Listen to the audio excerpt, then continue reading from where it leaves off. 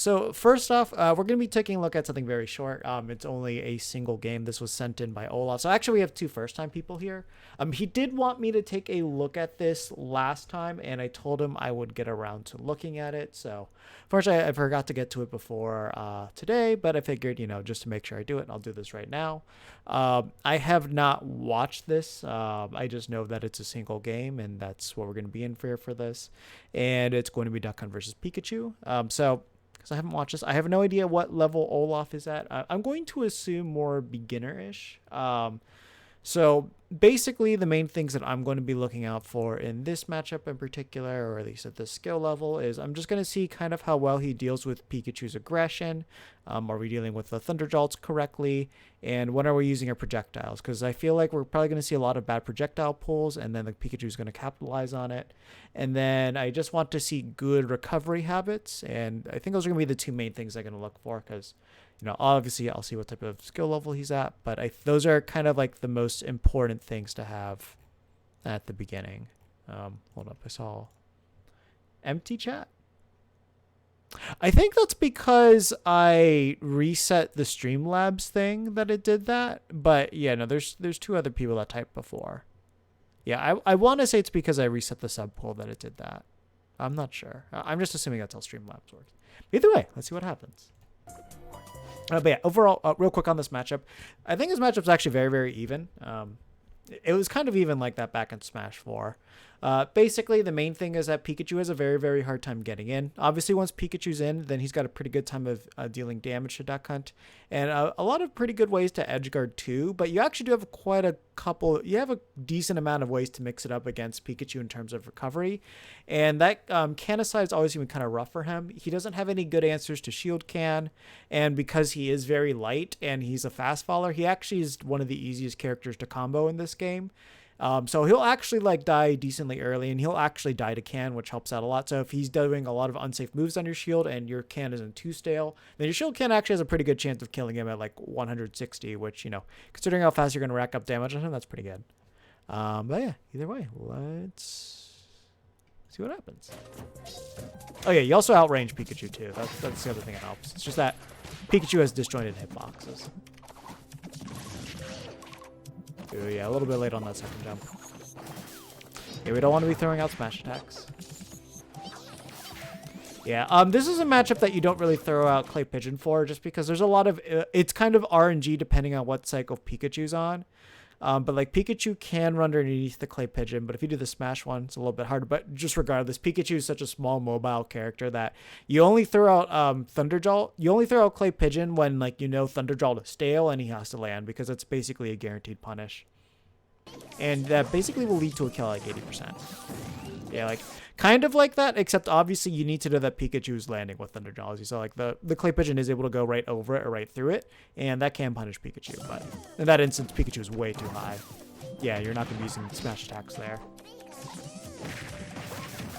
That smash attack makes sense, but that punish made no sense.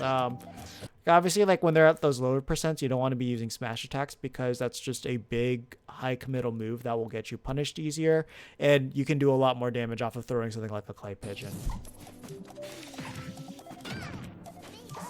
Good thing that you threw that can there. Again, you don't really want to be throwing out smash attacks in those instances, just because if you did an up air, you could have gotten a lot more off of that. Or that up smash, you're only able to hit that third hit, and that's it.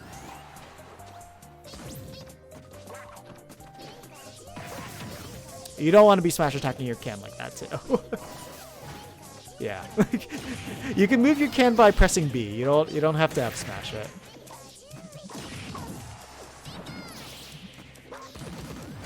Yeah, again, that's the reason why you don't want to throw out your projectiles like that too.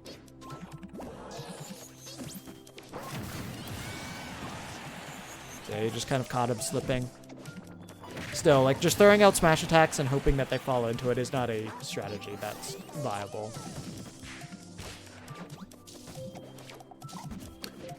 Generally speaking, that air dodge was really bad, but because the Pikachu you're playing against isn't really good, to just kind of put it bluntly, things like that are able to work out. At least you are thinking about using air dodges, so that's a good thing. But yeah, it'd be kind of a little bit too much to explain why that was bad. though it did work out there.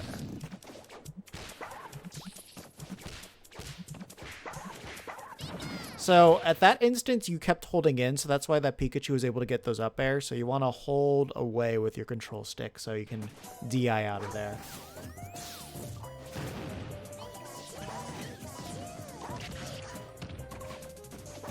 Yeah, obviously you want to make sure you're underneath the platform when you're doing the up airs. Whenever you hit your opponent on there and they don't immediately tech it, you just wait underneath. You wait for them to choose their option, and then you up air them. Go a long way to build in that habit early on.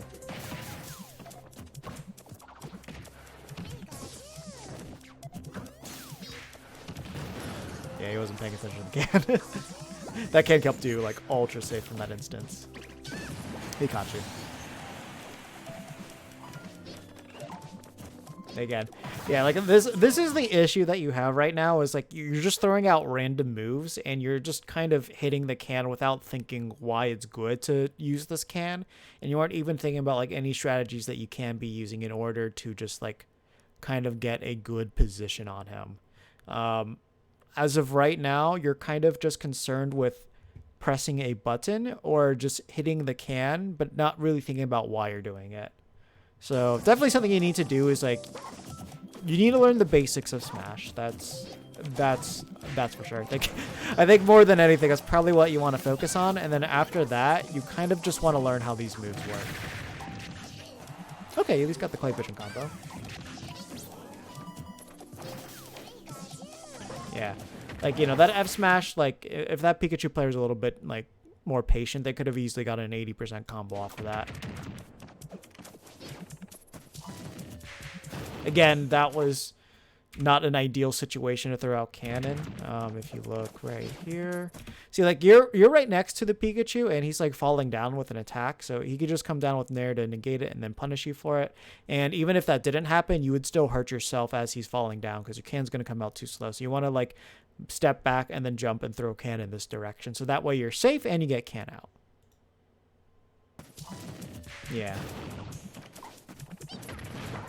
Again, that's the reason why you don't use smash attacks. Not only is it like a hike middle thing, but it comes out slow too, so he had a very easy time to just like get in and punish that.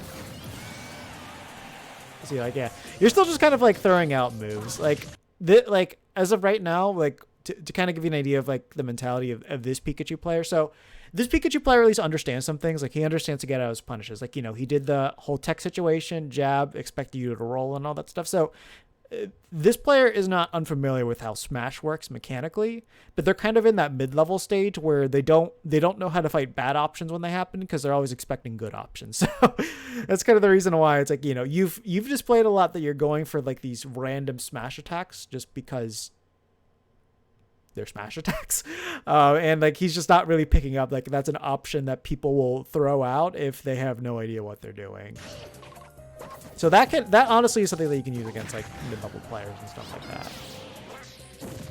But overall, it's just it's just not a good thing to do.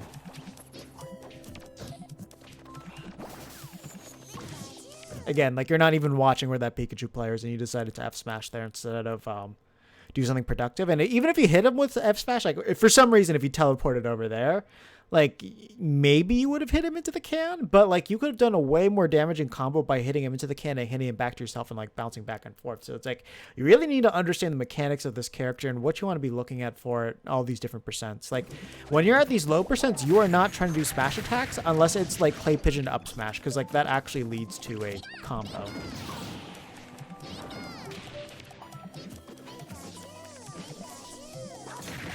Okay, see, like that right there, that was a good uses of Clay Pigeon.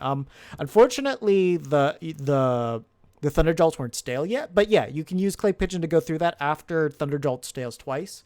The best way to test it is throw out a gunman, see if the gunman dies if it gets hit by Thunder Jolt, and if it doesn't after one, that means you can just like throw Clay Pigeon right through it and get a really good combo off of that. Like basically 80% Pikachu's dead with that.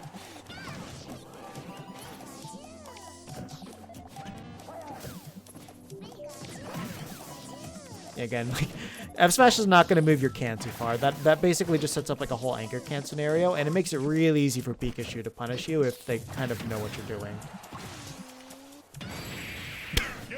Okay, that's actually hilarious. You got really lucky with like the way that he hit that. If he hit that normally, then it should have just sent can back. I don't think it would have hit you, but that's really what will happen. No, yeah, like the other side. But yeah, definitely learn the character, because that's like the biggest thing that I noticed. Like, you don't understand what his moves do and why you do them. You don't understand what the neutral is, obviously. So, good place to start. Watch Izal's Art of Smash videos for beginners, then intermediate, and then make sure you don't advance beyond the video that you're on. So, like, for example, you're probably watch beginners just cause, like, I forget if there's like any info in there that maybe you don't know, but watch beginners, but you're probably like more on the intermediate one. So watch that one and like don't move on to the next video until you understand everything in that one, because that will help set your foundations for playing. And then also do watch my guides on Duck Hunt, so you just kind of understand what his moves are and how you utilize them.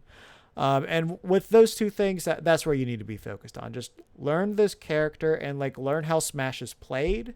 And then from there, figure out if you want to stick with Duck Hunt, or if you feel like maybe another character might be better suited for my playstyles and all that stuff. But definitely learn the character and learn the game, and just start there. So Art of Smash by Izal for Ultimate. Watch the beginners one, then watch the intermediate one, and don't move on to the next level until you feel comfortable with that. And then as for the Duck Hunt stuff, literally even on this video on YouTube, just hit the Duck Hunt guides tab that I have, and you'll literally be able to watch everything. Start off with the beginner's guide, and yeah, I mean, an hour is definitely a long video, but for Duck Hunt, that stuff is just kind of required with how complicated it is. So check those out, and definitely, if you want to keep submitting videos, if it's Duck Hunt or somebody else, feel free to keep coming back here and submit them. And obviously, it's going to be best if you have a full set to do that.